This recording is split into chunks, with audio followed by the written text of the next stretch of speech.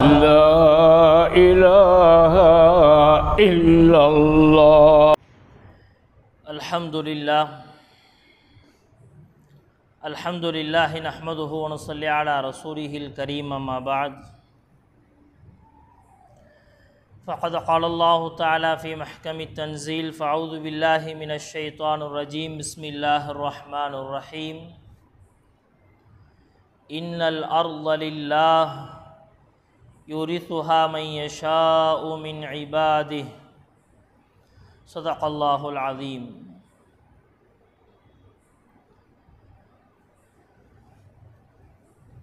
وأنشد حسان بن ثابت رضي الله عنه في شعره وأحسن منك لم تر قط عيني وأجمل منك لم تلد النساء خلقت مبرأ من كل عيب كأنك قد خلقت كما تشاء. கண்ணியமிக்க அல்லாஹ்வின் நல்லடியார்களே, நபிகள் நாயகம் ஸல்லல்லாஹு அலைஹி வஸல்லம் அவர்கள் பிறந்த இந்த மாதத்தில் நபி அவர்களை பற்றிய பேச்சு, நபி அவர்களுடைய வாழ்க்கை வரலாறை அறிவது, அதன்படி செயல்பட வேண்டும் என்ற எண்ணத்தை உள்ளத்தில் கொள்வது, இவை அனைத்துமே மிக பெரும் நன்மைக்குண்டான காரியம். நபி ஸல்லல்லாஹு அலைஹி வஸல்லம் அவர்களுடைய மதீனாவுடைய வருகையை பற்றி ஹஜ்ரத் அனஸ் ரலியல்லாஹு அன்ஹு அவர்கள் சொல்லுவாங்க, மதீனாவிற்குள் நபி ஸல்லல்லாஹு அலைஹி வஸல்லம் அவர்களுடைய வருகை எப்படி இருந்தது தெரியுமா? வ அலாஅ குல்ல ஷை, மதீனாவினுடைய எல்லா பொருளுக்குமே ஏதோ ஒளி வந்ததை போல இருந்தது. மதீனாவினுடைய எல்லா பொருளுக்குமே ஏதோ ஒளி வந்ததை போல இருந்தது. நபி அவர்கள்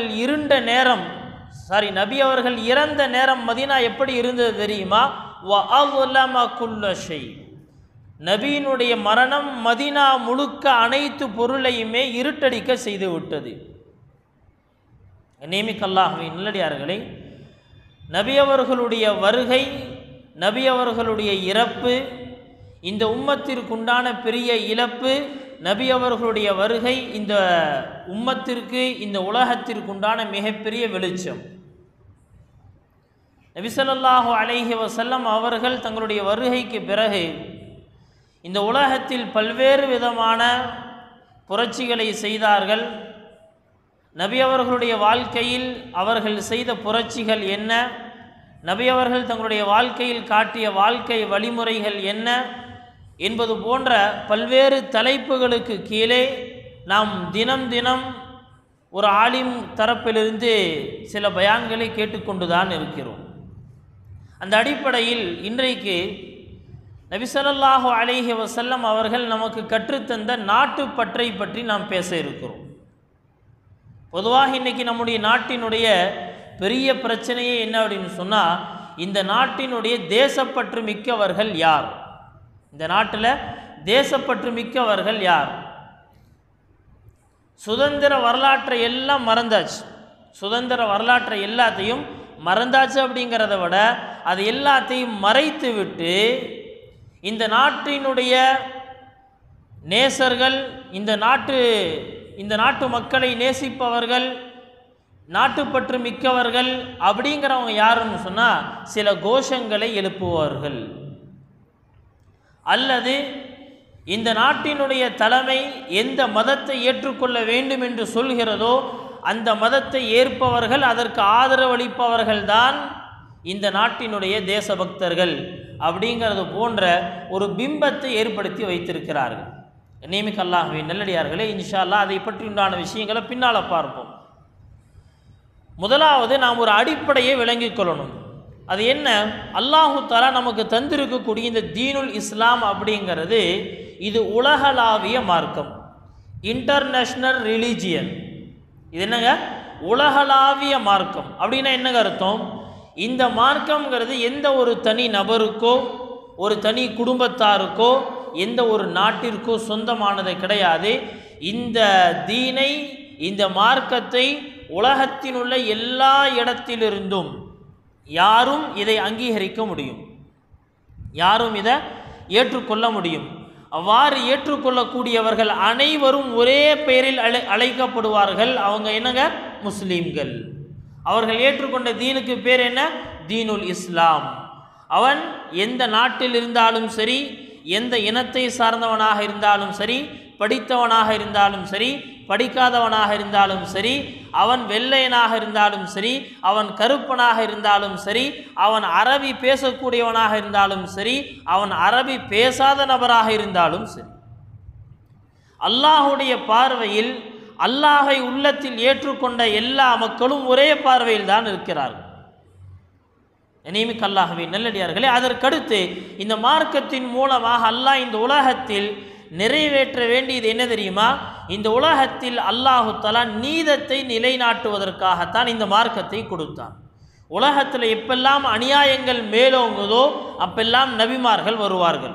அந்த அநியாயம் இறைவனுக்கு இழைக்கப்படக்கூடிய அநியாயமாக இருந்தாலும் சரி, மக்கள் இன்னொரு மக்களுக்கு செய்யக்கூடிய அநியாயமாக இருந்தாலும் சரி, எல்லா அநியாயத்திற்கு எதிராகவும் நபிமார்கள் பேசுவார்கள். அல்லாஹ்வே நல்லடியார்களே, அந்த அடிப்படையில் இஸ்லாம் என்பது இந்த உலகத்தில் நீதத்தை நிலைநாட்ட வந்த மார்க்கம். அநீதம் எங்கெல்லாம் நடைபெறுகிறதோ அந்த எல்லா இடத்திலையும் இஸ்லாம் போய் நின்று அந்த அநீதத்தை அழிக்கும். இன்னும் சொல்ல போனால், இஸ்லாம் போனால் மட்டும்தான் அந்த இடத்திலிருந்து அநீதம் ஒழியும். ஸ்பெயினுடைய வரலாற்றில் ஸ்பெயினை முஸ்லீம்கள் ஆட்சி செய்தார்கள், கிட்டத்தட்ட 900 வருடம் ஆட்சி செய்தார்கள். அப்படிங்கிற இந்த அவர்களுடைய அரசாட்சிக்கு முன்பாக இருந்தது என்ன தெரியுமா? முதலில் அங்கு நடந்த அநீதத்திற்கு இஸ்லாமியர்களை அணுகி ஸ்பெயினை சார்ந்த சில நபர்கள் எங்களுக்கு நீதத்தை வழங்கி கொடுங்கள் அப்படின்னு அவங்க கேட்டதினுடைய விளைவுதான் இஸ்லாமியர்கள் ஸ்பெயின் என்ற நாட்டிற்குள் அடியெடுத்து வைத்தார்கள். அதற்கு பிறகு அந்த நாட்டில் கிட்டத்தட்ட 900 வருடங்கள் 9 நூற்றாண்டுகள் அந்த நாட்டிற்கு செம்மையான ஆட்சியை கொடுத்தார்கள். அல்லாஹ்வின் நல்லடியார்களே, இப்போ முஸ்லீம்களாகிய நமக்கும் சரி, முஸ்லீம் அல்லாதவர்களுக்கும் சரி ஒரு சந்தேகம். அது என்ன அப்படின்னா, சரி, இஸ்லாம் உலகளாவிய மார்க்கம், எங்கே இருந்தாலும் ஒரு முஸ்லீம் இன்னொரு முஸ்லீமை நேசிக்கணும், ஒரு முஸ்லீமுக்கும் இன்னொரு முஸ்லீமுக்கும் இடையில் இருக்கக்கூடிய அந்த பந்தம்ங்கிறது ஒரு கட்டடத்தை போல அப்படிங்கிறதெல்லாம் ஹதீஸில் வரும் பொழுது, இப்போது இஸ்லாமியர்களாகிய நமக்கும் சரி, முஸ்லீம் அல்லாத சில நபர்களுக்கும் ஒரு சந்தேகம் வருது. அப்படின்னா இஸ்லாம் நாட்டுப்பற்றை தடை செய்கிறதா? நாம் எந்த நாட்டில் வாழ்கிறோமோ அந்த நாட்டை நேசிப்பதை பற்றி என்ன சொல்கிறது? முஸ்லீம் அல்லாத நபர்களிடத்தில் கேள்வி என்ன? சரி, இஸ்லாம் அப்படிங்கிறது உலகளாவிய மார்க்கம், எங்களுக்கு இஸ்லாமியர்கள் தான் ரொம்ப முக்கியம் அப்படின்னு நீங்கள் பேசுனீங்கன்னு சொன்னால், நீங்கள் இந்த நாட்டை நேசிக்கிறீங்களா இல்லையா? அல்லது இஸ்லாம் உங்களுக்கு எங்கிருந்து கிடைச்சிச்சோ அந்த நாட்டை நேசிக்கிறீங்களா? மக்கா மதீனாவை நேசிக்கிறீங்களா? அல்லது இஸ்லாம் தான் பெருசு அப்படிங்கும்போது முஸ்லீம்களுக்கு மட்டும்தான் உங்களுக்கு நீங்கள் குரல் கொடுப்பீங்களா? ஏன்னு சொன்னால், எப்பெல்லாம் பலஸ்தீனுடைய பிரச்சனை எழுதோ அப்பெல்லாம் முஸ்லீம்கள் குரல் கொடுக்கிறார்கள். அல்லாஹ்வின் நல்லடியார்களே, இந்த இடத்துல நாம் தெளிவாக விளங்கிக்கொள்ளும் நம்முடைய மார்க்கத்தினுடைய நிலைப்பாடு என்ன, நம்முடைய மார்க்கத்தினுடைய நிலைப்பாடு என்ன. அல்லாஹ்வின் நல்லடியார்களே, முதல்ல நாம் நல்லா விளங்கிக்கொள்ளணும். ஒரு மனிதன் தான் பிறந்த வீட்டை நேசிப்பது, தான் பிறந்த நாட்டை நேசிப்பது, தான் படித்த பள்ளியை நேசிப்பது, தான் விளையாடிய நண்பர்களை நேசிப்பது, தான் விளையாடிய இடத்தை நேசிப்பது, இது எல்லாமே அவனுடைய இயற்கை சுபாவம். நாம் எங்கே இருக்கிறோமோ அந்த இடத்த பிரியப்பட ஆரம்பிச்சிடும். அரபுகள்கிட்ட அந்த நாட்டை அவங்க எவ்வளோ நேசிப்பாங்க அப்படின்னு சொன்னால், எங்கேயாவது வெளியூருக்கு அவங்க வருஷத்தில் ஒரு 4 மாதம் என்ன செய்வாங்க, ஷாம் தேசத்துக்கு வியாபாரத்துக்காக போகணும். அவ்வாறு போகக்கூடிய நேரத்தில் மக்காவை விட்டு ரொம்ப தூரமாகிடுவாங்க. அந்த சமயத்தில் என்ன செய்வாங்கன்னு சொன்னால், போகும்போது மக்காவுடைய மண்ணை எடுத்துகிட்டு போயிடுவாங்க. மக்காவுடைய மண்ணை எடுத்துகிட்டு போவாங்களா, அவ்வப்போது மக்காவுடைய நினைவு வரும்போது அந்த மண்ணின் மீது தண்ணீரை தெளித்து விட்டு அந்த மண் அப்படியே முகந்து பார்ப்பாங்க. அவர்களுக்கு மக்காவினுடைய நினைவு. கண்ணியமிக்க அல்லாஹ்வின் நல்லடியார்களே, இதெல்லாம் இயற்கையாகவே ஒரு மனிதனுக்குள் அல்லாஹ் தஆலா வச்சிருக்கான். அவன் எங்கு வாழ்கிறானோ அந்த நாட்டை நேசிப்பது, அந்த சுற்றத்தாரை நேசிப்பது எல்லாமே ரொம்ப இயற்கை.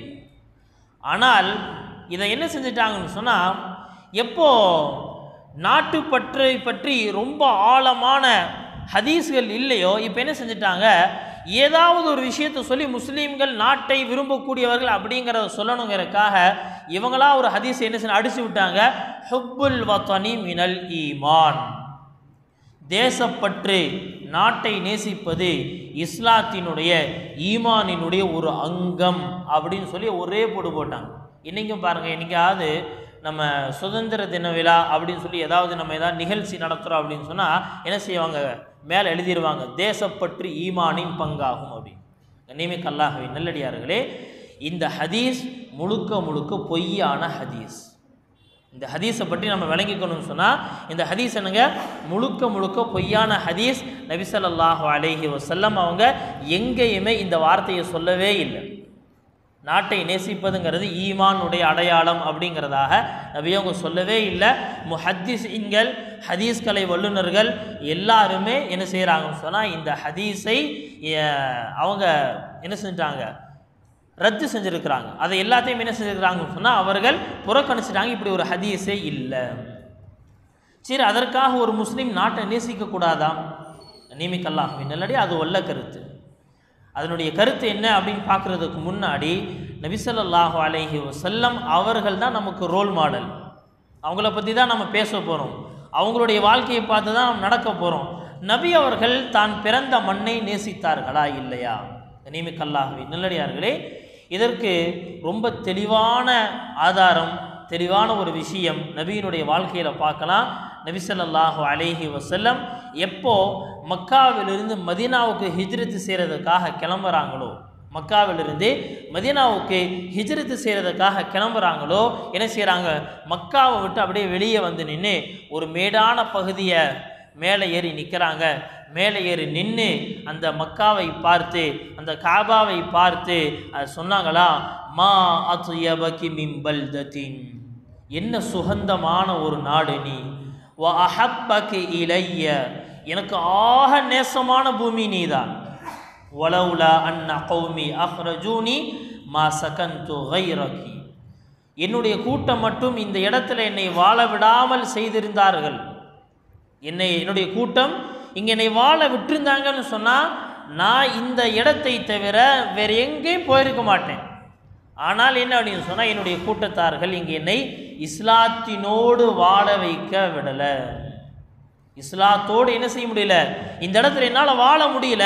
அதனால் என்ன செய்கிறேன்னு சொன்னால், நான் இப்பொழுது இந்த பூமியை துறக்கிறேன் அப்படி என்ன செய்கிறாங்க, ரொம்ப கவலையோடு என்ன செய்கிறாங்கன்னு சொன்னால் அந்த இடத்துலேருந்து கிளம்பி போகிறாங்க. கண்ணியமிக்க அல்லாஹ்வின் நல்லடியார்களே, அப்போ நபி அவங்க மக்காவை நேசிக்காமல் விட்டுட்டாங்களா?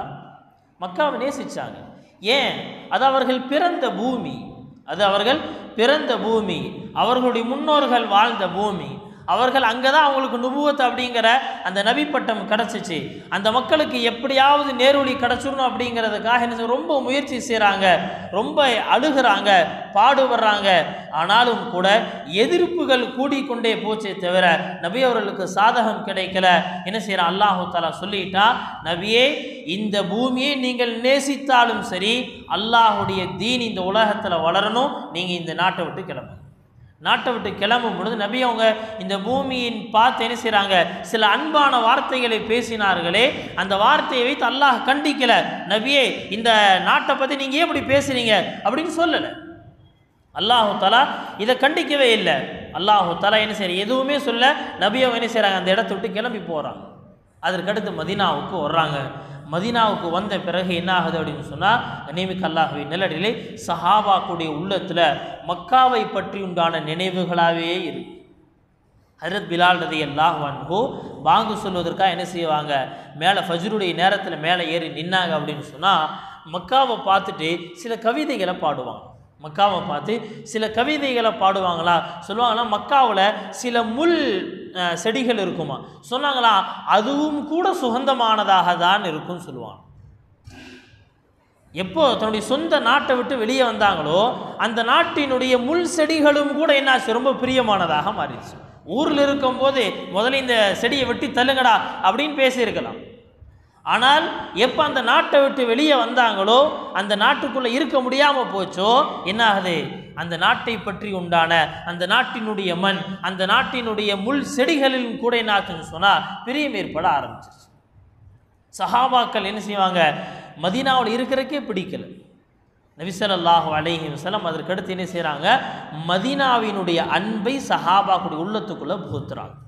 மதீனாவினுடைய அன்பை சஹாபாக்குடைய உள்ளத்துக்குள்ளே புகுத்துறாங்க. கண்ணியமிக்க அல்லாஹ்வின் நல்லடியார்களே, நபி ஸல்லல்லாஹு இப்படி துஆ செய்கிறாங்க, அல்லாஹும்ம ஹப்பிப் இலைனல் மதீனா கமா ஹப்பப்த இலைனல் மக்கத வ அஷத். யா அல்லாஹ், எப்படி நாங்கள் வாழ்ந்த மக்காவை எங்களுடைய உள்ளத்துக்குள்ள ரொம்ப நேசமிக்கதாக நீ ஆக்கினாயோ, அதே போல மதீனாவினுடைய நேசத்தையும் உங்களுடைய உள்ளத்தில் கொடுத்துரு. மதீனாவினுடைய நேசத்தை சும்மா கொடுக்க வேணா, மக்காவை விட அதிகமான நேசத்தை மதீனாவின் மேலே எங்களுக்கு கொடுத்துரு அப்படின்னு சொல்லிட்டு நபி ஸல்லல்லாஹு அலைஹி வஸல்லம் என்ன செய்கிறாங்க, மதீனாவிற்காக இவ்வளோ துவா செய்கிறாங்க. அல்லாஹும்ம பாரிக் லனா ஃபீ சாஇஹா வ முத்திஹா. யா அல்லாஹ், இந்த மதீனாவினுடைய அளவுகள் என்னென்ன இருக்கோ அது எல்லாத்துலேயும் எங்களுக்கு பரக்கத்து செய். மதீனாவினுடைய பல வகைகள் அதில் பரக்கத்து செய். மதீனாவினுடைய ஒவ்வொரு விஷயத்தையும் சொல்லி சொல்லி துவா செய்கிறாங்க. மதீனாவுக்குள்ளே வந்த பிறகு மதீனாவை நபி ஸல்லல்லாஹு அலைஹி வஸல்லம் அவர்கள் நேசிக்க ஆரம்பித்தாங்க. இமாம் புகாரி ரஹ்மத்துல்லாஹி அலைஹி என்ன செய்கிறாங்கன்னா ஒரு ஹதீஸை பதிவு செய்கிறாங்க. நபி ஸல்லல்லாஹு அலைஹி வஸல்லம் மதீனாவை எவ்வளோ நேசித்தாங்க. இன்றைக்கி நாம் மதீனாவை நேசிப்பதற்கு காரணம் வேறு, அப்படி தானாங்க. நாம் இன்றைக்கே மதீனாவை நேசிக்கிறோம் சொல்லுங்க. நாமளே பேசிகிட்டு இருந்தால் அப்புறம் என்ன நடக்குதுன்னே தெரியாது. ரசூலுல்லாஹ் இருக்கிறாங்கிற காரணத்துக்காக நாம் நேசிக்கிறோம். நபி ஸல்லல்லாஹு அலைஹி வஸல்லம் அவர்கள் மதீனாவை நேசிச்சாங்க. கண்ணியமிக்க அல்லாஹ்வின் நல்லடியார்களே, சொன்னாங்க ஹரத் அனஸ் ரலியல்லாஹு அன்ஹு கான ரசூலுல்லாஹி ஸல்லல்லாஹு அலைஹி வஸல்லம் இதா கதிம மின் சஃபரின். நபி அவங்க தூரமான ஏதாவது ஒரு ஊருக்கு வெளியூர் பயணத்துக்கு போயிட்டு அல்லது மதீனாவின் அவுட்டரில் ஏதோ ஒரு வேலைக்கு போயிட்டு மறுபடியும் மதீனாவுக்குள்ளே வர்றாங்க அப்படின்னு சொன்னால் ஃபஅபுஸர தரஜாத்தில் மதீனா, மதீனாவினுடைய சுவர்கள், மதீனாவினுடைய சில விஷயங்கள் கண்ணில் தென்பட ஆரம்பிச்சிருந்து சொன்னால் அவ்தா நாகதஹு, வேகமாக என்ன செய்வாங்க, தன்னுடைய ஒட்டகத்தை செலுத்துவாங்க. வயின் கானத் தாபத்தன், அவங்க எதை வேறு ஏதாவது குதிரையில் போனாங்க அப்படின்னு சொன்னால் ஹர்ரக்காஹா, இன்னும் வேகமாக செலுத்தணும்னு நினைப்பாங்க. சொன்னாங்க. ஏன் தெரியுமா, மின் ஹுப்பிஹா, மதீனாவை நபி அவர்கள் நேசித்தார்கள். அதனால தான் உஹதுடைய போர் நடந்து முடிஞ்ச பிறகு, உஹதுடைய போர் நடந்து முடிந்த பிறகு உஹதுடைய போரில் ஒரு தோல்வி ஏற்பட்டனால சஹாபாக்கள் சிலருக்கு என்னடினா, இந்த உஹது அப்படிங்கிற இந்த இடத்துல வச்சு தான் நமக்கு தோல்வி. உஹது மலையை பார்த்தாலே ஒரு வெறுப்பு, உஹது மலையை பார்த்தாலே ஒரு வெறுப்பு. நபி ஸல்லல்லாஹு அலைஹி வஸல்லம் ஒரு போருக்கு போயிட்டு திரும்பி வர்றாங்க. திரும்பி வந்து என்ன செய்கிறாங்க, உஹது மலை கண்ணில் தெரிபடுது. சொன்னாங்களாம், உஹதுன் யுஹிப்புனா வ நுஹிப்புஹு, உஹத் நம்மை நேசிக்கிறது, நாம் உஹதை நேசிக்கிறோம். நாம் உஹதை நேசிக்கிறோம், உஹது மலை நம்மை நேசிக்குது. நியமிக்க அல்லாஹ்வின் நல்லடியார்களே, மதீனாவினுடைய மலையையும் நபி அவங்க நேசிச்சாங்க. மதீனாவினுடைய மலையை நேசிக்கிறாங்க. ஹாஃபிஸ் இப்னு ஹஜர் ரஹ்மத்துல்லாஹி அலைஹி நபி அவங்க இந்த வேகமாக மதீனாவை பார்த்த உடனே போவாங்க அப்படிங்கிற இந்த ஹதீஸுக்கு கீழே விளக்கத்தை எழுதும்போது சொல்கிறாங்க, ஃபீஹி தலாலத்துன் அலா ஃபதுலில் மதீனா. முதல்ல இந்த ஹதீஸிலிருந்து நாம் தெரிய வேண்டியது என்ன அப்படின்னு சொன்னால், மதீனா என்பது அல்லாஹ் நபி அவர்களுக்கு தேர்வு செய்த பூமி என்பதால் மதீனாவினுடைய சிறப்பு என்பது உயர்ந்தது. அது இந்த ஹதீஸில் தெரியுது. ரெண்டாவது என்னென்னா, வஅலா மஷ்ரூஇய்யத்தி ஹுப்பில் வதன், நாட்டுப்பற்று என்பதும் மார்க்கத்தில் அனுமதிக்கப்பட்டது என்பதும் இந்த ஹதீஸின் மூலம் நமக்கு தெரிகிறது.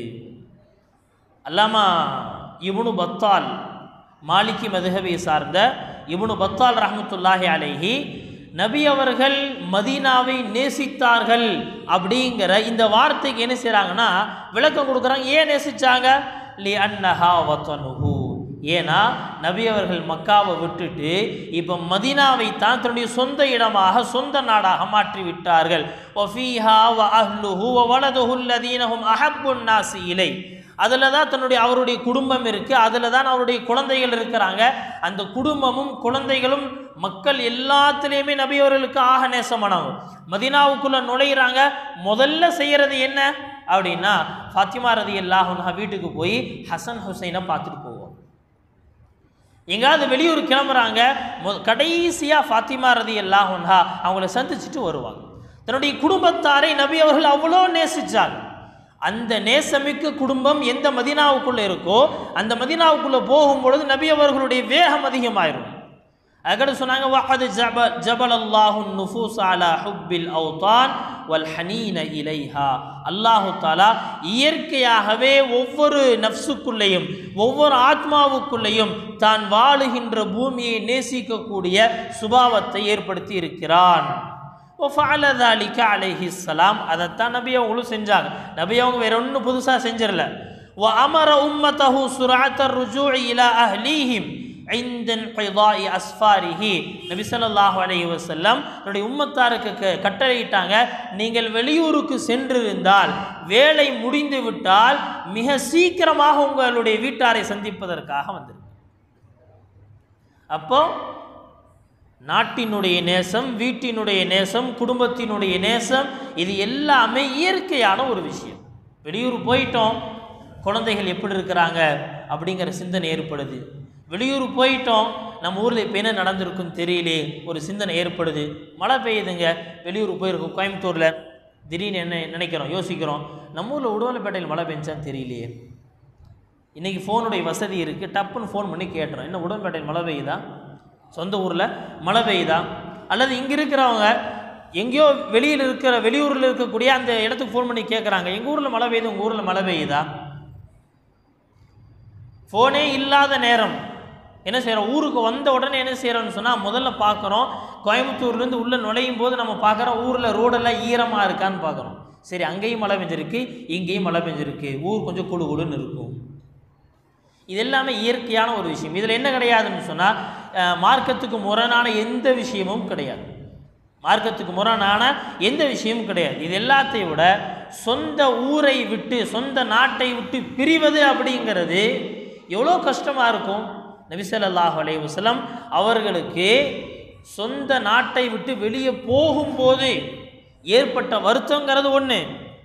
நபி அவர்கள் எப்போ அவங்களுக்கு நபி பட்டம் கொடுக்கப்படுதோ அந்த நேரத்திலே என்ன செய்கிறாங்க, வரக்கத் இப்னு நௌஃபல் சொல்கிறார், ஹஜ்ரத் ஹதீஜா ரலியல்லாஹு அன்ஹா அவர்களுடைய மாமா முறையாகுது. என்ன செய்கிறாங்க, நபி அவங்க இப்போ தான் முதல்ல ஜிப்ரீலை பார்த்துருக்குறாங்க ஹிரா குகையில். பார்த்தோன்னே என்னது, வெறுத்து விறுவிறுத்து பயத்தில் என்ன செய்கிறாங்க, ஓடி வர்றாங்க. ஓடி வந்து என்ன செய்கிறாங்க, ஹதீஜாட்ட சொன்னாங்களா, ஜம்மிலூனி ஜம்மிலூனி, ஹதீஜா என்னை போத்துங்க என்னை போத்துங்க. 7 போர்வைகளால் போத்தி என்ன செய்கிறாங்க, அவர்களுக்கு ஆசுவாசப்படுத்துகிறாங்க, அவர்களுக்கு ஆறுதல் சொல்கிறாங்க. கேட்டாங்களா, என்ன நடந்துச்சு, ஏன் இவ்வளோ பதட்டமாக இருக்கிறீங்க. சொன்னாங்க, நான் இவ்வளோ பெரிய உருவத்தை பார்த்தேன், எனக்கு வகை கொண்டு வந்து தரப்பட்டுச்சு, எல்லா விஷயத்தையும் சொல்கிறாங்க. அப்படியா, வாங்க, என்னுடைய மாமா வரக்கத் இப்னு நௌஃபல் இருக்கிறாரு, போய் அவர்கிட்ட பேசலாம் அப்படின்னு போய் பேசும் பொழுது எல்லாத்தையும் கேட்டுட்டு வரக்கா சொன்னாராம், உங்களுடைய கூட்டம் ஒரு நாள் உங்களை இந்த பூமியை விட்டு வெளியேற்றுவார்கள், அந்த நேரத்தில் நான் உயிரோடு இருந்தேன்னு சொன்னால் உங்களுக்கு நான் உதவியாளனாக இருப்பேன். ஹஜ்ரத் நாயகம் ஸல்லல்லாஹு அலைஹி வஸல்லம் அவங்களுக்கு இந்த வார்த்தை ஒரு பெரிய பாரமாக தெரிஞ்சு, இந்த வார்த்தை ரொம்ப பெரிய பாரமாக தெரிஞ்சு. சொன்னாங்களா, அவமுஹ்ரிஜியஹும் என்ன அமீன் சொல்றாங்க, நம்பிக்கையாளன்னு சொல்றாங்க, உண்மையாளன்னு சொல்றாங்க. இவ்வளோ நேசிக்கக்கூடிய என்னுடைய இந்த கூட்டமா என்னை இந்த நாட்டை விட்டு துரத்தும். ஹஜ்ரத் வரக்கத் இப்னு நௌஃபல் சொன்னாங்களாம், இந்த உலகத்தில் இந்த சத்திய மார்க்கத்தை கொண்டு வந்த எந்த நபியும் தன்னுடைய சொந்த ஊரில் கடைசி வரை இருந்தது கிடையாது. அந்த நாட்டை விட்டு அந்த ஊரை விட்டு அவர்கள் வெளியேற்றப்படுவார்கள். பின்னால் அல்லாஹு தஆலா வெற்றியை கொடுப்பாங்கிறது வேற விஷயம். ஆனால் இந்த சத்தியத்தை சொன்ன ஒரே காரணத்திற்காக ஒவ்வொரு நபியும் ஹரத் மூசாவும் வெளியே ஏற்றப்பட்டாங்க அப்படிங்கிற அந்த விஷயத்தை நபி அவங்கள்ட்ட சொன்னாங்க. அந்த வார்த்தை ஹரத் நாயகம் ஸல்லல்லாஹு அலைஹி வஸல்லம் அவர்களுக்கு ஒரு மிகப்பெரிய ஒரு வருத்தத்தை தந்தது. நிமிக் அல்லாஹ்வின் நல்லடியார்களே, இந்த மதினாவினுடைய பிரியம், மக்காவினுடைய பிரியம், இந்த மன வருத்தம், இது எல்லாத்தையும் வைத்து நாம் விளங்க வேண்டியது என்ன அப்படின்னு சொன்னால், இந்த நாட்டை நேசிப்பது அப்படிங்கிறது ஒரு முஸ்லீமுக்கு மார்க்கத்தில் அனுமதிக்கப்பட்டது. இதில் மார்க்கத்துக்கு புறம்பான எந்த விஷயமும் கிடையாது, எந்த விஷயமும் கிடையாது அப்படிங்கிறத ரொம்ப ஆழமாக விளங்கிக் கொள்ளணும். ஆனால் எப்போ அவருடைய ஈமானுக்கும் அவருடைய தீனுக்கும் பங்கம் ஏற்படுமோ, எங்கே அவருடைய ஈமான் பிடுங்கப்படுமோ, அந்த நேரத்தில் அவர்கள் உஷாராகி விட வேண்டும். அந்த நேரத்தில் என்ன செய்யணும் அதையும் அல்லாஹ் தஆலா குர்ஆன்ல சொல்கிறான். அதை பின்னால் நாம் சொல்லுவோம் இன்ஷா அல்லாஹ். சரி, நாட்டை நேசிக்கிறோம் அப்படின்னு சொல்லியாச்சு. நாட்டை நேசிக்கிறோம் அப்படின்னா இப்போ என்ன செய்யணும்? கோஷம் போடணுமா அல்லது அநியாயங்களுக்கு ஒத்துழைக்கணுமா? நிமிக் அல்லாஹ்வின் இது அல்ல சொன்னாங்க. நாட்டினுடைய நேசத்தின் முதல் அடையாளமே நாட்டு மக்களை நேசிப்பது. நாம் எந்த நாட்டில் வாழ்கிறோமோ அந்த நாட்டு மக்களை நேசிப்பது, அவர்களுடைய முன்னேற்றத்திற்காக பாடுபடுவது, அவர்களுடைய சுக துக்கங்களில் பங்கு கொள்வது, இதுதான் ஒரு நாட்டை நாம் நேசிக்கிறோம் என்பதனுடைய அடையாளம். அல்லாஹு தஆலா குர்ஆனில் என்ன செய்கிறான்னு சொன்னால் இந்த விஷயத்தை பற்றி சொல்லி காட்டுறான். என்ன அப்படின்னா, மக்காவாசிகளில் சிலர் என்ன செய்கிறாங்க, முஸ்லீம்களுக்கு எதிராக இருக்கிறார்கள். அதே மக்காவை சார்ந்த சிலர் முஸ்லீம்களுக்கு எதிராக இல்லை, அதாவது முஸ்லீம் விரோத போக்கை அவர்கள் கடைபிடிக்கவில்லை. அல்லது மக்காவாசிகளோடு கூட்டு சேர்ந்த சிலர் என்ன செய்கிறாங்க, முஸ்லீம்களை விரோதிகளாக பார்க்கிறார்கள். அதே முஸ்லீம் அல்லாத சில நபர்கள் இஸ்லாமியர்களோடு முஸ்லீம்களோடு சில தோழமையில் இருக்கிறார்கள். இவர்களோடு எப்படி நடந்து கொள்வது? மார்க்கம் அப்படின்னு வந்துருச்சு, முஸ்லீம் அல்லாத ஒரு நபராக நீ வந்துட்ட அப்படிங்கிறக்காக உன்னை நான் புறக்கணிப்பதா என்று கேட்டால் அல்லாஹு தஆலா ரொம்ப தெளிவாக என்ன செஞ்சிட்டான், அன்னைக்கே என்ன செஞ்சிட்டான் சொல்லிட்டான். முஸ்லீம் நாட்டில் அல்லது முஸ்லீம்களோடு சேர்ந்திருக்கக்கூடிய மாற்று மத அன்பர்களோடு எப்படி நடந்து கொள்ள வேண்டும்? லா இன்ஹாக்குமுல்லாஹு அனில் லதீன லம் யுகாத்திலூக்கும் வலம் யுக்ரிஜூக்கும் மின் தியாரிக்கும் அன் தபர்ரூஹும் வ துஹ்சிது இலைஹிம். அல்லாஹு தஆலா உங்களை நாட்டை விட்டு வெளியேற்றாத, நீ முஸ்லீம் அப்படிங்கிற காரணத்துக்காக உன்னோடு நான் சண்டை போடுவேன் அப்படின்னு சொல்லாத யாரெல்லாம் இருக்கிறார்களோ அந்த மக்களோடு அன்தபர்ரூஹும் நீங்கள் அழகான முறையில் உபகாரத்தோடு நடந்து கொள்வதையும் வத்துஹ்சிது இலைஹிம் அவர்களோடு நீதமாக நடப்பதையும் அல்லாஹு தஆலா தடுப்பதே கிடையாது.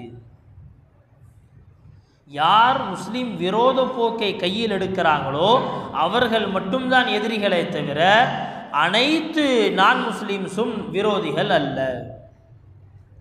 இது அல்லாஹு தஆலா என்ன செஞ்சிட்டான், ரொம்ப தெளிவாக சொல்லிட்டான். கனிமிக் அல்லாஹ்வின் நல்லடியார்களே, நபி ஸல்லல்லாஹு அலைஹி வஸல்லம் மதீனாவிற்குள் வந்த பிறகு இந்த மதீனாவை நேசித்ததோடு மட்டுமல்ல மதீனாவாசிகளையும் நேசித்தாங்க. இதுதான் நாட்டுப்பற்றினுடைய முதலாவது அடையாளம், ஆக உயர்ந்த அடையாளம். அந்த மண்ணில் வாழக்கூடிய அந்த மக்களை நேசிப்பது. மதீனாவாசிகளை நபி அவங்க எவ்வளோ நேசிச்சாங்க. ஒரு போர் முடிஞ்சு நிறைய செல்வங்கள் வருது, அநேகமாக ஹுனைன் யுத்தம் என்பதாக நினைக்கிறேன். நிறைய செல்வங்கள் வந்துருச்சு. வந்த பிறகு நபி ஸல்லல்லாஹு அலைஹி வஸல்லம் என்ன செய்கிறாங்கன்னா, நிறைய மக்காவாசிகளுக்கும் முஹாஜிர்களுக்கும் கொடுத்துட்டாங்க. மதீனாவாசிகளுக்கு குறைவாக சில பேர்த்துக்கு ஒன்றுமே இல்லை. இப்படிப்பட்ட ஒரு நிலை. இப்போ என்ன செய்கிறாங்கன்னா, மதீனாவாசிகள் தங்களுக்குள்ளே பேசிக்கிறாங்க. சரி, மக்காவாசிக்கு நிறைய வர ஆரம்பித்த பிறகு என்ன செஞ்சிட்டாங்க, நபி அவங்க நம்மளை மறந்துட்டாங்க. இதை கேட்டுட்டு இருந்த ஒரு சஹாபி என்ன செஞ்சிட்டாரா, நேராக வந்துட்டார். சொன்னார், யா ரசூலல்லாஹ், மதீனாவினுடைய இந்த கோத்திரத்தை சார்ந்த சில அன்சாரிகள் இப்படி பேசிக்கிறாங்க. நபி அவங்க கேட்டாங்க, நீ எந்த சைடுன்னு கேட்டாங்க. நபி அவங்க, நீ எந்த சைடுப்பா அப்படின்னு கேட்டாங்க. யா ரசூலல்லாஹ், நானும் மதீனாவாசி தானே.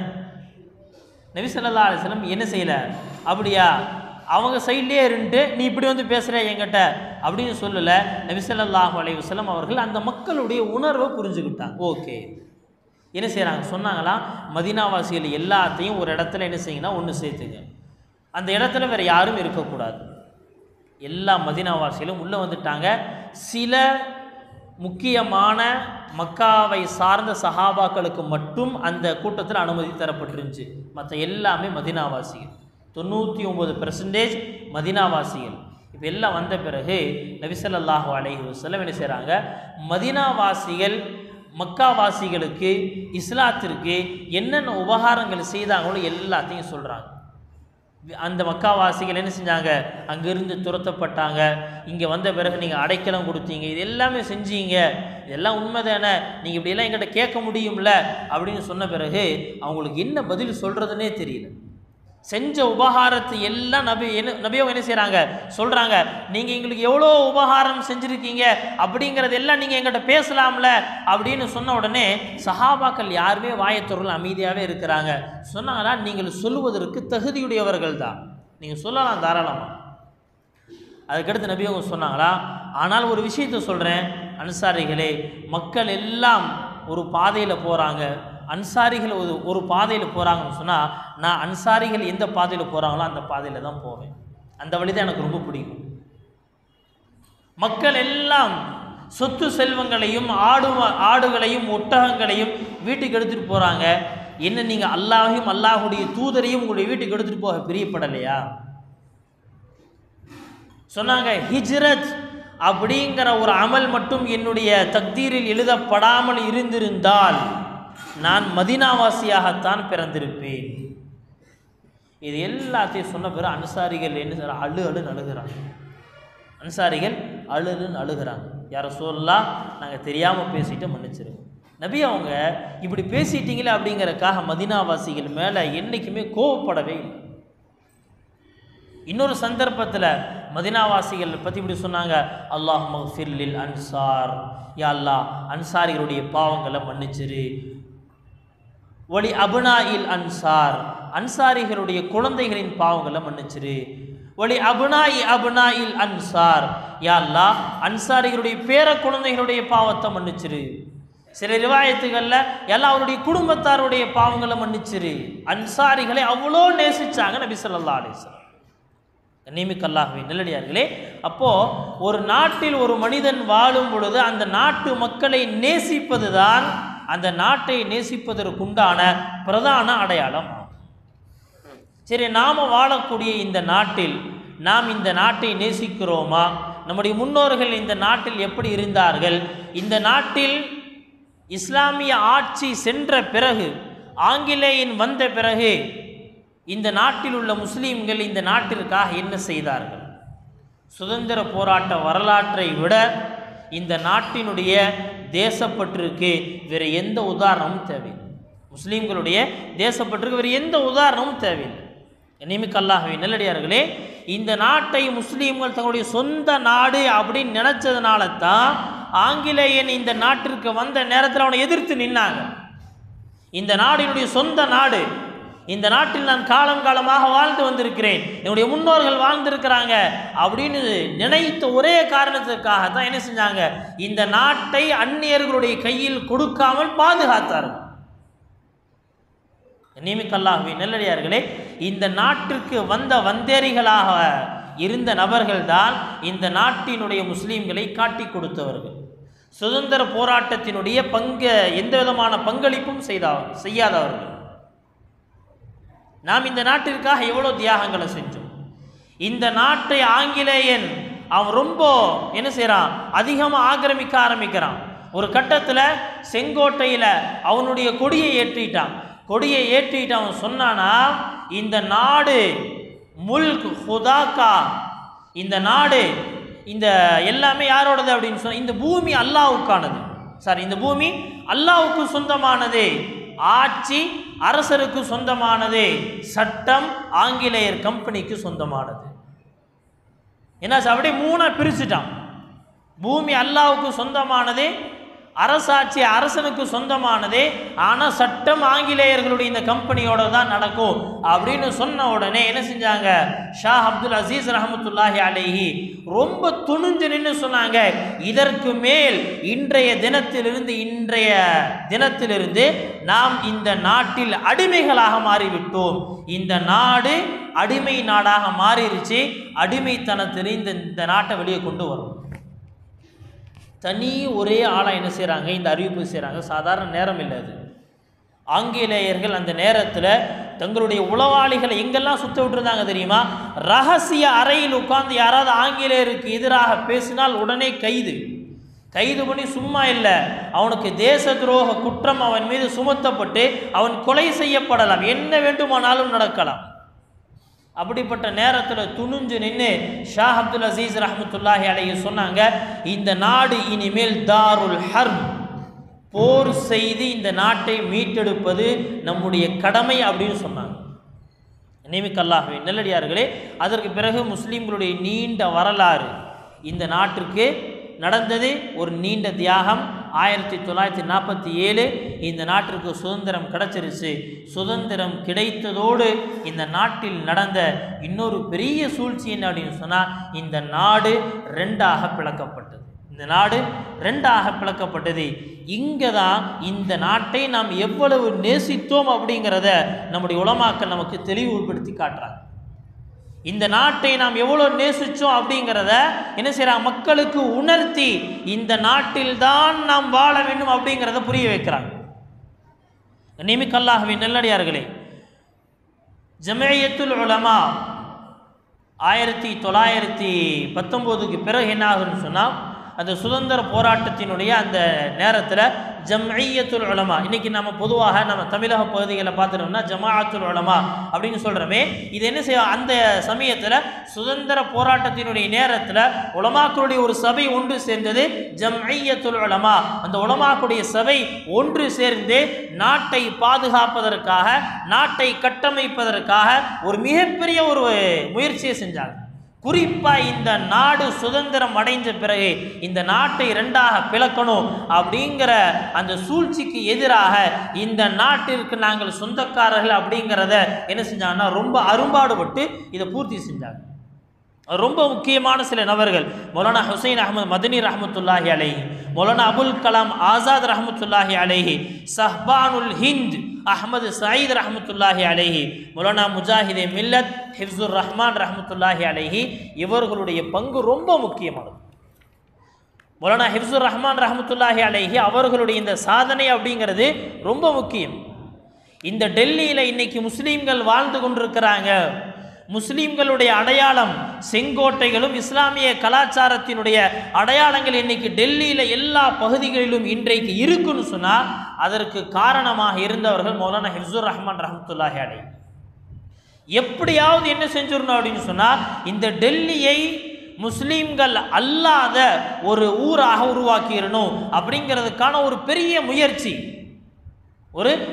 முயற்சி. வடக்கு டெல்லியில் ஒரு பெரிய கலவரம் ஏற்பட்டு கொண்டிருக்கு. அந்த நேரத்தில் மௌலானா ஹிஃப்ஸுர் ரஹ்மான் ரஹமத்துல்லாஹி அலைஹி என்ன செய்கிறாங்க, மகாத்மா காந்தி, ஜவஹர்லால் நேரு அவர்களை சந்திச்சு என்ன செய்கிறாங்கன்னு சொன்னால், ஒரு இராணுவ படையை தங்கிட்ட கொடுக்கும்படி பேசி என்ன செய்கிறாங்க, அந்த நேரத்தில் இராணுவத்தை கையில் எடுத்து என்ன செய்கிறாங்க, அந்த கலவரத்தை அடக்குகிறார். மேவாத் அப்படிங்கிற அந்த பகுதி கிட்டத்தட்ட 3 லட்சம் முஸ்லீம்கள் ஒன்று இந்த நாட்டை விட்டு பாகிஸ்தானுக்கு போகணும், அல்லது இந்த நாட்டில் வாழ்வதாக இருந்தால் இஸ்லாத்தை துறக்கணும், முர்த்ததாகி போகணும். ஒரு பெரிய சூழ்ச்சி. மௌலானா ஹிஃப்ஸுர் ரஹ்மான் ரஹமத்துல்லாஹி அலைஹி என்ன செய்யறாங்க, அந்த நேரத்தில் செய்த ஒரு மிகப்பெரிய ஒரு வேலையின் காரணமாக முஸ்லீம்கள் இந்த நாட்டில் இஸ்லாத்தோடு தான் வாழ்வார்கள் அப்படிங்கிறத அந்த இடத்துல உறுதிப்படுத்தி காண்பிச்சாங்க. அதற்கடுத்து அவர்கள் செய்த இன்னொரு பெரிய விஷயம், நம்முடைய நாட்டிற்கு தீனை பரப்புவதற்காக வந்த நம்முடைய முன்னோர்கள் அவர்கள் எங்கெல்லாம் அடக்கப்பட்டிருந்தாங்களோ அந்த தர்காக்களை எல்லாம் இடிக்க வேண்டும். அந்த தர்காக்களை எல்லாம் என்ன செய்யணும், அவருடைய அடக்க ஸ்தலங்கள் எல்லாம் சுக்கூனூராக்கப்படணும் அப்படிங்கிறதுக்கு உண்டான ஒரு பெரிய வன்முறை முன்வருது. அந்த நேரத்தில் என்ன செய்கிறாங்க, ஹாஜா முயினுத்தீன் அஜ்மீரி ரஹமத்துல்லாஹி அலைஹி, ஹாஜா குதுபுத்தீன் காக்கி ரஹமத்துல்லாஹி அலைஹி, சர்ஹிந்துடைய தர்காக்கள், இது எல்லாத்தையுமே என்ன செய்கிறாங்கன்னு சொன்னால், இந்த நாட்டில் அவர்கள் இந்த மார்க்கத்தை பரப்புவதற்காக வந்த இந்த நாட்டினுடைய இறைநேசர்கள் அவர்களுடைய அடக்க ஸ்தலங்களும் பாதுகாக்கப்படும் அப்படிங்கிறதுக்கு உண்டான ஒரு மிகப்பெரிய ஒரு முன்னெடுப்பை அவர்கள் செஞ்சாங்க. கண்ணியமிக்க அல்லாஹ்வின் நல்லடியார்களே, அதே ஜமியத்துல் உலமாவினுடைய அடுத்து இன்னொரு பெரிய சாதனையாளர் யாருங்க, ஷேகுல் ஹிந்த் ஹுசைன் அஹமத் மதனி ரஹமத்துல்லாஹி அலைஹி. எங்கு பார்த்தாலும் முஸ்லீம்களுடைய பொருட்கள் சூறையாடப்படுது, முஸ்லீம்கள் கொலை செய்யப்படுறாங்க. குறிப்பாக பஞ்சாபுடைய பார்டர் முழுக்க பார்த்தீங்கன்னு சொன்னால் முஸ்லீம்களுடைய அந்த பிணங்களால் நிறைஞ்சு கிடக்கு. யூபியில் இருக்கக்கூடிய முஸ்லீம்கள் எல்லாம் பயத்தில் துடிக்க ஆரம்பிக்கிறாங்க. நாடு சுதந்திரம் கிடச்சிருச்சு, ஆனால் நாட்டில் இவ்வளோ பெரிய பயம், இவ்வளோ பெரிய அமைதியின்மை. என்ன செய்கிறாங்க, எப்படியாவது இந்த நாட்டை விட்டு பேசாமல் பக்கத்து நாட்டுக்கு போயிடலாம் அப்படின்னு பேசும் பொழுது தேவ்பந்தில் ஜாமியா மஸ்ஜிதில் ஹுசைன் அஹமத் மதனி ரஹமத்துல்லாஹி அலைஹி ஒரு வரலாற்று சிறப்பு மிக்க ஒரு உரை நிகழ்த்துறாங்க. சொன்னாங்களாம், கோழைத்தனத்தையும் பயத்தையும் உங்களுடைய கண்களுக்கு முன்பாக நான் பார்த்து கொண்டிருக்கிறேன், ஆனால் உண்மை முஸ்லீமுடைய சிந்தனையில் கூட கோழைத்தன்மை வருவதை வெட்கப்பட வேண்டும். எதிரிகள் இந்த நாட்டில் நிறைஞ்சு கிடந்த நேரத்தில் உங்களுடைய முன்னோர்கள் வெறும் விரல் விட்டு எண்ணக்கூடிய அளவுக்கு இருந்தாங்க, அவர்களை எதிர்த்து நின்றார்கள். இன்றைக்கு இந்தியா சுதந்திரம் அடைந்த இந்த நேரத்தில் முஸ்லீம்களே உங்களுடைய எண்ணிக்கை இந்த நாட்டில் 4 கோடி. யூபியில் மட்டும் 85 லட்சம் முஸ்லீம்கள் நீங்க இருக்கிறீங்க. இவ்வளவு பெரும்பான்மையாக இருந்தும் கூட ஒரு பயத்தை உள்ளத்தில் வச்சுட்டு இந்த நாட்டை விட்டு தலைதறிக்கு எங்காவது ஓடிடலான்னு நினைக்கிறீங்களா? எங்க ஓட போறீங்க? அல்லாஹுடைய பிடியிலிருந்து தப்பிச்செல்லாம் நினைக்கிறீங்களா? நீங்க மௌத்தை கண்டு இப்படி பயப்படுறீங்களே, உங்களை எல்லாம் முஸ்லீம்கள் என்று எப்படி சொல்லுவது?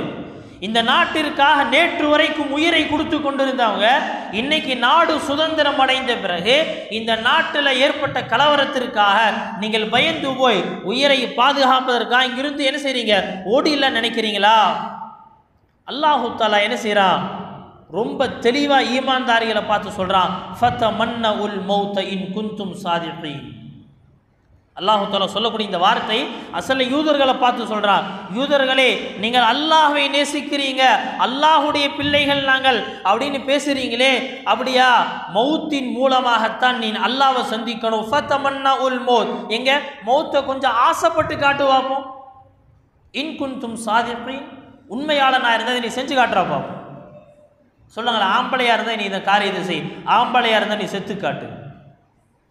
அல்லாஹு தஆலா மௌத்தை நேசிச்சு காட்டுங்கிறான். கண்ணியமிக்க அல்லாஹ்வின் நல்லடியார்களே, மௌத்தை நேசிப்பதுங்கிறது ஈமானுடைய அடையாளம். சொன்னாங்க, கியாமத்துக்கு சமீபத்தில் முஸ்லீம்கள் உலகத்தில் பெரும்பான்மையாக இருப்பாங்க, ஆனால் முஸ்லீம்களுக்கு எங்கு பார்த்தாலும் அடி விழுகும். ஏன் யார ரசூலுல்லாஹ் ஒரே வார்த்தையை சொன்னாங்க, மௌத்தை கண்டு இவர்கள் பயப்பட ஆரம்பிச்சிருவாங்க, உலகத்தினுடைய மோகம் கூடி போயிடும். மௌத்தை பற்றி பேசினாலே இன்னைக்கு பயமா இருக்கு. அது எல்லாத்தையும் விட இந்த கபரஸ்தானில் நடக்கக்கூடிய ஒரு பெரிய கூத்து, சுபஹானல்லாஹ். மையத்தை அடக்கும் பொழுது மண் எடுத்து போட்டுக்கிட்டு இருக்கிறோம். மண் எடுத்து போட்டுக்கிட்டு 10 மம்முட்டி இழுத்து போட்டுட்டாரு. போட்டுட்டு என்ன செய்கிறாருன்னு சொன்னால், எப்பா நீ வந்து போடு, அவரை விடுப்பா நீங்கள் எடுத்து போடுங்க அப்படின்னு சொல்லும்போது அந்த மம்முட்டியை கையில் கொடுத்துடக்கூடாது. கையில் கொடுத்துறாரு, கையில் கொடுத்தாரு, கீழே வச்சு. ஏங்க கையில் கொடுத்தா அவரு அடுத்து இவரு சுற்றி போயிடுவார். எவ்வளோ பயங்க, எவ்வளோ பயம் மௌத்து வேண்டு. மம்முட்டி கையில் கொடுத்தா செத்து போயிடுவோமா நம்ம? எவ்வளோ ஒரு மூடத்தனம். இது மூடத்தனம் இல்லைங்க, மூடத்தனம் அப்படின்னு நம்ம சொல்லிக்கலாம். ஆனால் நம்ம மௌத்தை கண்டு இவ்வளோ பயப்படுறோம், இவ்வளோ பயப்படுறோம், அதனுடைய உண்மை நிலையை கூட நமக்கு தெரிகிறது. அட ஒரு நாள் மௌத்தாகத்தானே போகிறோம். இதா ஜாஅ அஜலுஹும் லா யஸ்தக்ஹிரூன சாஅத்தன் வலா யஸ்தக்திமூன். ரொம்ப தெளிவாக சொல்லிட்டான். ஒவ்வொரு சமுதாயத்திற்கும் ஒரு கால நிர்ணயம் இருக்குது, ஒவ்வொரு மனுஷனுக்கும் ஒரு கால நிர்ணயம் இருக்குது. நேரம் வந்துருச்சுன்னு சொன்னால் ஒரு நிமிஷம் முந்தவும் செய்யாது, ஒரு நிமிஷம் பிந்தவும் செய்ய போய் சேர்ந்து தான் தீரும். அப்படி இருக்கும் பொழுது கையில் வாங்குற மம்முட்டி மேலே இவ்வளோ பயம். நீமிக்கல்லாஹ். இதைத்தான் ரொம்ப தெளிவாக என்ன செய்கிறாங்க, ஹுசைன் அஹமது மதனி ரஹ்மத்துல்லாஹி ரொம்ப தெளிவாக என்ன செய்கிறாங்க சொல்கிறாங்க, எந்த மௌத்து கண்டு நீங்கள் பயப்படுறீங்க? மௌத்தே இல்லாத இடத்துக்கு நீங்கள் ஓடிடுவீங்களா? சொன்னாங்களாம், இந்த நாட்டில் தான் நீங்கள் வாழ வேண்டும். இந்த நாட்டில் அநீதத்துக்கு எதிராக நீங்கள் ஆரம்பத்திலிருந்து குரல் கொடுத்து வந்தீர்கள். நீங்கள் இந்த நாட்டில் குழப்பம் விளைவிக்காதீர்கள். குழப்பவாதிகள் உங்களிடத்தில் வந்தால் நீங்கள் அவர்களுக்கு புரிய வையுங்க. அதையும் தாண்டி உங்கள் மீது அவர்கள் அத்துமீறினால், இங்கே தான் சொன்னாங்க, அவங்க அம்மாட்ட குடித்த தாய்ப்பால் ஞாபகம் வந்துடணும், அப்படி அவனை அடி அடி நடிக்கணும், சும்மா எல்லாம் விடக்கூடாது. உங்களுடைய ஸ்டாண்ட் அந்த இடத்துல எப்படிங்க இருக்கணும்? அவனை எதிர்த்து நிற்பதில், அவனை அடிப்பதில் அவங்க அம்மாட்ட குடித்த பாலெல்லாம் ஞாபகம் வந்துடணும், அந்த அடி அடிக்கணும். அப்படின்னு என்ன அர்த்தம்? என்னடா இந்த போடு போடுறாங்களே, பேசாம உலகத்தில் பிறக்காமல் இருந்திருக்கலாமே அப்படிங்கிற அளவுக்கு அவனுக்கு ஞாபகம் வர வேண்டும். ஆனால் நீங்கள் குழப்பத்தை நீங்கள் ஆரம்பித்து விடாதீர்கள், இந்த நாட்டை குழப்பத்திற்கு உள்ளாக்கிறாதீங்க. ஆனால் குழப்பவாதிகள் உங்கள் மீது, இது எப்போங்க? சுதந்திர போராட்டம் முடிஞ்சு அந்த நாட்டினுடைய பிரிவினை நேரத்தில் பேசினது, இப்போ போய் பேசுனது கிடையாது. இப்போ என்ன செய்யக்கூடாது, இறங்கி நின்று நாளைக்கு விநாயகர் சதுர்த்தியுடைய இந்த சாயந்தரம் இந்த ஊர்வலம் வேற போகும், எல்லா மக்களா இப்படி ஒரு வார்த்தையை கேட்டுடுமே அப்படின்னு. அந்த நேரத்தில் சொன்ன வார்த்தை, அந்த நேரத்தில் அதற்கு அனுமதி இருந்துச்சு, இப்போ அனுமதி கிடையாது. நீமிக்கல்லாஹ் சொன்னாங்க, இந்த நாட்டிற்காக நீங்கள் இரத்தம் சிந்தியுள்ளீர்கள். மற்றவர்கள் எப்படி ரத்தம் சிந்தியதாக பேசிக்கிறாங்களோ அதே அளவு ரத்தத்தை நீங்களும் சிந்தியிருக்கீங்க. இந்த நாடு உங்களுக்கு சொந்தமானது. இந்த நாட்டை விட்டு எங்கேயா போறீங்க நீங்க? இந்த நாட்டினுடைய மக்களுக்கு பணிவிடை செய்வது உங்கள் மீது கடமை. இது சொன்னவரை என்ன சொன்னால் அப்படியே ஒரு நிசப்தம் ஏற்படுது. கொஞ்சம் அப்படியே என்னன்னா, அந்த ஏரியாவில் உள்ள மக்கள் அந்த பக்கத்து நாட்டுக்கு போகிறத அப்படியே கைவிடுறாங்க. அதற்கடுத்து என்ன ஆகுது அப்படின்னு சொன்னால், சஹரன்பூருக்கு வர்றாங்க. வந்த நேரத்தில் மௌலானா ஜக்கரியா ரஹ்மத்துல்லாஹி அலைஹி அவர்களுடைய வீட்டில் ஹுசைன் அஹமது மதனி ரஹ்மத்துல்லாஹி அலைஹி, அப்துல் காதிர் ராய்புரி ரஹ்மத்துல்லாஹி அலைஹி, அதே போல் மௌலானா ஜக்கரியா ரஹ்மத்துல்லா அலைஹி 3 பேரும் ஒரு இடத்துல உட்கார்ந்து என்ன செய்கிறாங்கன்னா ஆலோசனை செய்கிறாங்க. நாட்டினுடைய இவ்வளோ மோசமான நிலை நடந்து கொண்டிருக்கு, என்ன செய்யலாம் அப்படின்னு பேசிகிட்டு இருக்கிறாங்க. அந்த நேரத்தில் என்ன ஆகுதுன்னு சொன்னால், ஒரு தகவல் கிடைக்குது. சஹரன்பூரில் ஒரு கம்பெனியில் என்ன செய்கிறாங்கன்னா, யூபியினுடைய முஸ்லீம்கள் எல்லாம் வந்து ஒன்று செஞ்சுட்டு இருக்கிறாங்க. எதுக்கு தெரியுமா? சந்தர்ப்பம் கிடைச்சா இங்கேருந்து என்ன செஞ்சிடணும், பாகிஸ்தானுக்கு போயிடும் நினச்சிக்கிட்டு இருக்கிறாங்க. ஹுசைன் அஹமது மதனி ரஹ்மத்துல்லாஹி அலைஹி, அதே போல் ஜக்கரியா ரஹ்மத்துல்லாஹி அலைஹி, அப்துல் காதிர் ராய்புரி ரஹ்மத்துல்லாஹி அலைஹி 3 பேருமே அந்த இடத்துக்கு போகிறாங்க. முஸ்லீம்கள் இடத்துல பேசுகிறாங்க. முதல்ல அப்துல் காதிர் ராய்புரி ரஹ்மத்துல்லாஹி அலைஹி சொன்னாங்களா, இந்த நாட்டை விட்டு நீங்க பாகிஸ்தான் போகணும்னு நினைக்கிறீங்களே, ரொம்ப பெரிய நல்ல விஷயம் அப்படின்னு செய்றாங்க. அதனுடைய சிறப்புகளை பற்றி பேசிட்டு இருக்கிறாங்க. அவங்க பேசி முடிச்சுட்டு உட்கார்றாங்க. ஹுசைன் அஹமது மதனி ரஹ்மத்துல்லாஹி அலைஹி நின்று ரொம்ப தைரியமா ரொம்ப துணிச்சலோடு சொன்னாங்களா, என்னையா நினைச்சிட்டு இருக்கீங்க? நாட்டை விட்டு ஓடி போலான்னு நினைக்கிறீங்களா? நாட்டை விட்டு ஓடி போலான்னு நீங்கள் நினச்சிட்டு இருக்கிறீங்களா? சொன்னாங்களா, இன்றைக்கும் என்னுடைய சகோதரன் என்னை மதீனாவுக்கு அழைத்து கொண்டிருக்கிறான். இப்போ என்னுடைய சகோதரன், நாடு சுதந்திரம் அடைஞ்சிருச்சு, அங்கே ஒரு பெரிய கலவரமாக இருக்கு, நீ பேசாம மதீனாவுக்கு வந்துருன்னு மஹ்மூத் என்று சொல்லப்படக்கூடிய என்னுடைய சகோதரன் என்ன செஞ்சுட்டு இருக்கிறான்னு சொன்னால், மதீனாவுக்கு அழைத்து கொண்டிருக்கிறான். ஆனால் இந்த நாட்டினுடைய மக்களை, இந்த நாட்டினுடைய முஸ்லீம்களை ஆதரவற்ற நிலையில் விட்டுவிட்டு தீவிரவாதிகளுக்கு இடையில் விட்டு செல்வதற்கு நான் ஒரு காலம் விரும்ப மாட்டேன். இந்த நாட்டில் முஸ்லீம்களை பாதுகாப்பதற்காக நீங்கள் தைரியம் இருக்கு உங்களிடத்துல, உங்களுடைய பொருளை, உங்களுடைய உயிரை, உங்களுடைய உடலை அர்ப்பணிப்பதற்கு தயாராக இருந்தால் இந்த நாட்டில் இருந்துக்கோ. அப்படி இல்லை, இதற்கெல்லாம் திராணி இல்லை, தைரியம் இல்லைன்னா இந்த நாட்டை விட்டு கிளம்பி போய்கிட்டே இரு. நேற்று வரைக்கும் இந்த நாட்டிற்காக ரத்தம் சிந்தனோம், இப்போ நாடு பிரிவினை அடைஞ்சிருச்சு, ஏதோ சின்ன கலவரம் வந்துருச்சுங்கிறதுக்காக நாட்டை விட்டு போயிடுவீங்களா? இந்த நாடு நமக்கு சொந்தமானது அப்படின்னு ரொம்ப அழுத்தம் திருத்தமாக பேசுகிறார். இதை கேட்டுட்டு இருந்த பக்கத்தில் இருந்த அப்துல் காதிர் ராய்புரி ரஹ்மத்துல்லாஹி அலைஹி அவங்களுக்கும் சிந்தனை மாறிடுச்சு. ஆலோசனையில் 3 பேருமே இந்தியாவில் தான் வாழ்வோம் அப்படிங்கிற அந்த உறுதிமொழியை மக்களுக்கு முன்னாடி சொல்கிறாங்க. இவர்களுடைய உறுதியை கேட்ட பிறகு இந்த தகவல் என்ன ஆகுதுன்னு சொன்னால், அப்படியே முழு யூபிக்கும் பரவுது. முஸ்லீம்கள் எல்லாருமே இங்கே தங்கணும் முடிவு பண்ணிட்டாங்க. இதே நேரத்தில் என்ன செய்கிறாங்க, மௌலானா அபுல் கலாம் ஆசாத் ரஹ்மத்துல்லாஹி அலைஹி அவங்க என்ன செய்கிறாங்க, டெல்லி ஜாமியா மஸ்ஜித் அக்டோபர் 24, 1947 டெல்லி ஜாமியா மஸ்ஜிதில் என்ன செய்கிறாங்க, அவங்க பேசுகிறாங்க, என்னப்பா முஸ்லீம்களே, முதல்ல உங்களுடைய தயக்கத்தை விட்டு தள்ளுங்க. உங்களுடைய தயக்கத்தை விட்டு தள்ளுங்க, தீய காரியங்களை விடுங்கள், உங்களுக்குள் இருக்கக்கூடிய சந்தேகத்தையும் விடுங்க. இது எப்படிப்பட்டது தெரியுமா? இரு முனைகளிலும் கூர்மை உள்ள வாளை போல எங்கிட்டு திரும்பினாலும் பற்றும், எங்கிட்டு திரும்பினாலும் அது உங்களை தாக்கிரும்.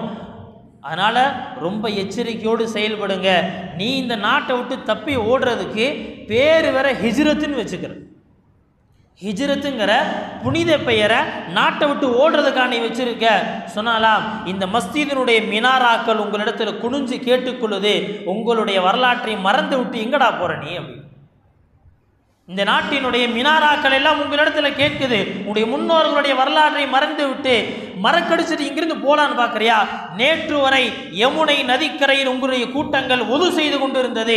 அந்த யமுனை நதிக்கரை இன்றைக்கு அம்போன் விட்டுட்டு போலான்னு நினைக்கிறீங்களா? இந்த நாட்டில் ஒடு செய்யக்கூடியவர்கள் யாரும் வேண்டாம் என்று நினைக்கிறீர்களா? இந்த நாட்டினுடைய மண்ணில் சஜிதா செய்பவர்கள் வேண்டாம் நினைக்கிறீங்களா? இனிமிக்க அல்லாஹ்வின் நல்லடியார்களே, அவங்களுடைய இந்த பேச்சு ஒரு பக்கம். ஒரு விதத்தில் என்ன ஆகுன்னு சொன்னால், முழு இந்தியாவுக்குள்ளேயும் இந்த நாட்டில்தான் முஸ்லீம்கள் வாழ்வோம், இந்த நாட்டை நாம் நேசிக்கிறோம் அப்படிங்கிற ரொம்ப அழுத்தமான விஷயத்தை தந்தது. இனிமிக்க அல்லாஹ்வின் நல்லடியார்களே, இதனுடைய சுருக்கம் என்ன அப்படின்னு சொன்னால், இந்த எல்லா உலமாக்களும் நாட்டு மக்களுக்கு சொன்னது, இந்த நாட்டில் நாம் இஸ்லாமியர்களாகத்தான் வாழ்வோம், இந்த நாட்டை நாம் நேசிக்கவும் செய்வோம், இந்த நாட்டிற்காக உயிரையும் கொடுப்போம், இந்த நாட்டினுடைய அநீதிக்கு எதிராக குரலும் எழுப்புவோம். இனிமிக்க அல்லாஹ்வின் நல்லடியார்களே, இதைத்தான் அல்லாஹு தாலாவும் விரும்புகிறோம். அல்லாஹும் இதைத்தான் விரும்புகிறான். எப்போ இந்த எந்த விதமான சாத்திய கூறுகளும் இல்லையோ ஒரு முஸ்லீமுக்கு, இந்த நாட்டில் இஸ்லாத்தின்படி வாழ முடியாது, இஸ்லாத்தை பரப்ப முடியாது, இஸ்லாத்தின்படி வாழ்வதற்குண்டான எந்த முகாந்தரமும் இல்லை என்று சொன்னால் மட்டும்தான் ஒரு நாட்டை விட்டு வெளியேறுவதற்குண்டான அனுமதியை அல்லாஹ் வழங்குகிறான். நபி ஸல்லல்லாஹு அலைஹி வஸல்லம் அவர்களுக்கு 13 வருடம் மக்காவினுடைய வாழ்க்கை தான். 13 வருஷம். 13 வருஷத்தில் சஹாபாக்கள் எல்லாம் இடையில அபிசீனியாவுக்கு போயிட்டாங்க, சஹாபாக்கள்லாம் போயிட்டாங்க. ஆனால் நபிக்கு அனுமதி கொடுக்கல. ஏன்? இன்னும் நீங்கள் இந்த பூமியில் வாழ்ந்துதான் ஆக வேண்டும். இனிமிக்க அல்லாஹ்வின் நல்லடியார்களே, எப்போ தீனுடைய விஷயங்களுக்கு, மார்க்கத்தை பின்பற்றுவதற்கு உச்சகட்டமான எதிர்ப்புகள் வருதோ அந்த சமயத்தில் மட்டும்தான் அந்த நாட்டை துறப்பதற்குண்டான வழியும் அல்லாஹு தாலா அனுமதி அளிக்கிறான். ஆனால் இதுவரைக்கும் அல்ஹம்துலில்லாஹ் இந்த நாட்டில் அப்படிப்பட்ட ஒரு நிலை இல்லை. நாம் இந்த நாட்டினுடைய மக்களுக்கு ரொம்ப தெளிவாக சொல்லிக்கிறோம், நாம் இந்த நாட்டை, இந்த நாட்டில் வாழ்வதை பை சாய்ஸ் எடுத்துருக்கோம். பை சான்ஸ் நமக்கு கிடைக்கல, பை சாய்ஸ். ஏதோ போகிற போக்கின இந்த நாடு நமக்கு கிடைச்சி இல்லை, இல்லை, இந்த நாட்டை விட்டு வெளியே போவதற்குண்டான ஒரு வாய்ப்பு இருந்தும் கூட இந்த நாட்டில் தான் வாழ்வோம் அப்படிங்கிற ஒரு உறுதிமொழியை நாம் எடுத்திருக்கிறோம். இனிமிக்க அல்லாஹ்வின் நல்லடியார்களே, அதனால தான் சில இந்திய வீரர்கள் வெளிநாட்டிற்கு கடத்தப்பட்ட நேரத்தில் இந்தியாவினுடைய மண்ணை கையில் எடுத்துட்டு போனாங்க. ஒரு கால் இறந்தால் இந்தியாவினுடைய மண்ணோடு இறப்போம். இனிமிக்க அல்லாஹ்வின் நல்லடியார்களே, அதனால நாட்டு பற்று அப்படிங்கிறது மார்க்கத்துக்கு முரணானது அல்ல.